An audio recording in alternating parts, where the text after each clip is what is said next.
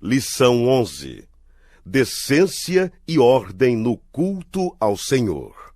O texto áureo diz o seguinte: guarda o teu pé quando entrares na casa de Deus, e inclina-te mais a ouvir do que a oferecer sacrifício de tolos, pois não sabem que fazem mal. Eclesiastes 5 e versículo 1. Uma das coisas que enriquecem a vida cristã é o culto. Você participa do culto, você frequenta os cultos, é justamente o assunto da lição de hoje. O texto áureo, não podemos escapar de uma palavra sobre ele antes da divisão dos tópicos da lição. Guarda o teu pé. Lembremos-nos que a Bíblia está usando aqui uma figura de linguagem. Pé aqui tem a ver com a maneira da pessoa andar, de proceder na casa de Deus. Se muitos crentes, se a lei mosaica ainda existisse ou prevalecesse, certamente muita gente que hoje aparece nos templos e nos cultos já estaria sepultada nos cemitérios devido à irreverência na casa de Deus. A Bíblia previne: guarda o teu pé. Significa comporte-se com reverência na casa de Deus, com santidade. Inclina-te mais a ouvir. Lembremos que ouvir aqui não significa primeiro ouvir no sentido físico, com os ouvidos da cabeça, mas ouvir no sentido de propósito de obedecer. A Bíblia usa muito isso, figura de linguagem. Mais a ouvir do que a oferecer sacrifício de tolos.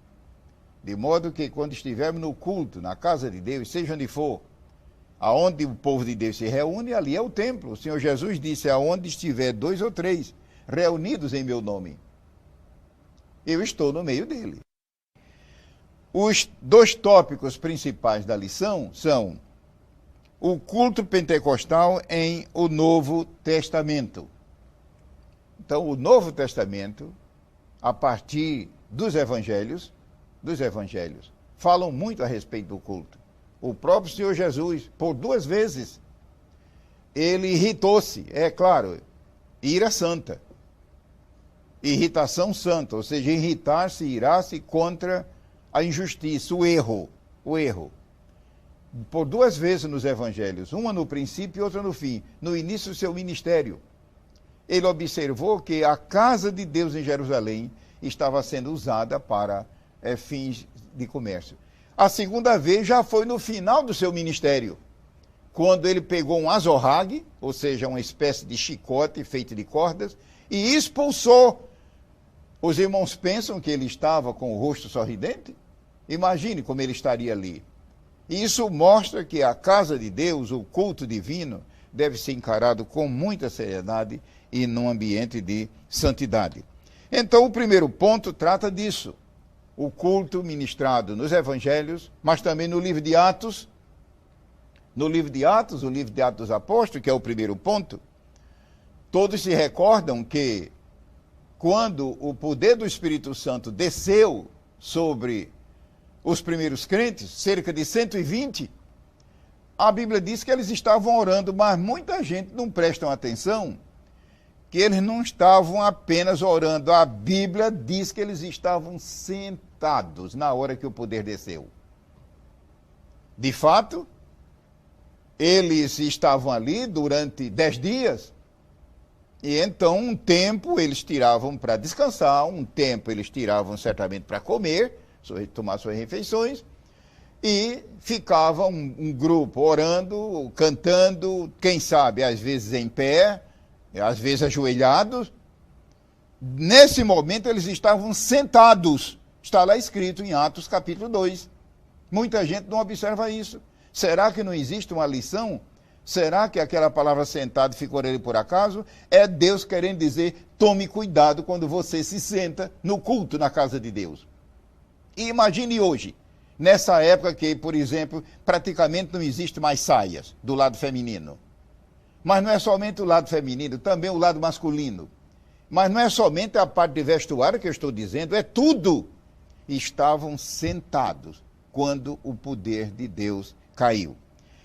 Esse ponto é muito importante, mas prossegue, porque no culto, no livro de Atos, são várias reuniões em que a Bíblia diz que o poder desceu e eles ficaram cheios do Espírito.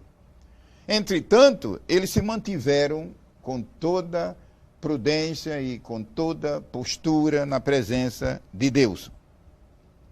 Nesse primeiro ponto da lição, é mencionada a igreja de Corinto. Os adquirentes, os usuários da revista, verão que no culto em Corinto houve desordem. Houve desordem e mereceu uma repreensão séria da parte de Deus. E Deus é tão bom que deixou o capítulo na Bíblia. Ora, o que significa isto? Que o fato que aconteceu em Corinto acontece hoje também, mas graças a Deus que temos na Bíblia capítulos inteiros como 1 Coríntios 13 e 14 que tratam do assunto, independente de outros capítulos. O segundo ponto da lição, que é causas de desordem no culto. A revista menciona partidarismo, ou seja, grupos formados dentro da igreja, grupos para tudo, inclusive grupos de conversa. Carnalidade, entendamos que carnalidade aqui, que eu estou me referindo, é a natureza adâmica, a natureza do velho homem decaído predominando no crente. Às vezes, quando se fala em carne, se muita gente não pensa, não medita, eles acham que é uma palavra simplesmente significando pecados baixos da carne. Não. Quase sempre, quando a Bíblia menciona a carne, ela se refere à natureza humana decaída. E outra causa é intemperança. Ou seja, o crente diz que quando está cheio do Espírito Santo, ele perde o controle e faz o que ele entender. Então não se trata do Espírito Santo e dele mesmo, porque o Espírito Santo é um Espírito de Deus, um Espírito de ordem. E irreverência, como eu já disse.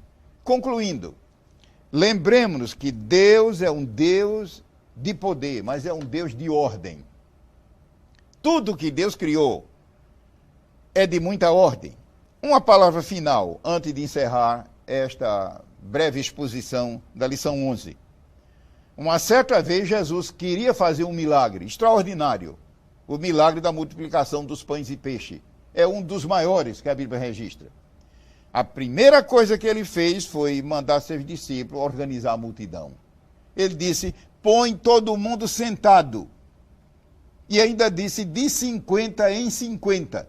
Eu posso imaginar a gente dizendo, mas por que de 50 em 50? Não interessa, obedece. Enquanto eles não se organizaram, Jesus não operou o milagre. Não será essa a razão?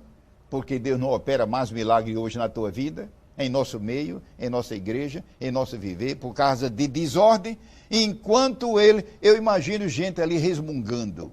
E agora, nós estamos com fome. Não importa. Enquanto eles não se organizaram, o milagre não ocorreu. Que Deus nos abençoe e que tenhamos sempre uma boa postura no culto sagrado.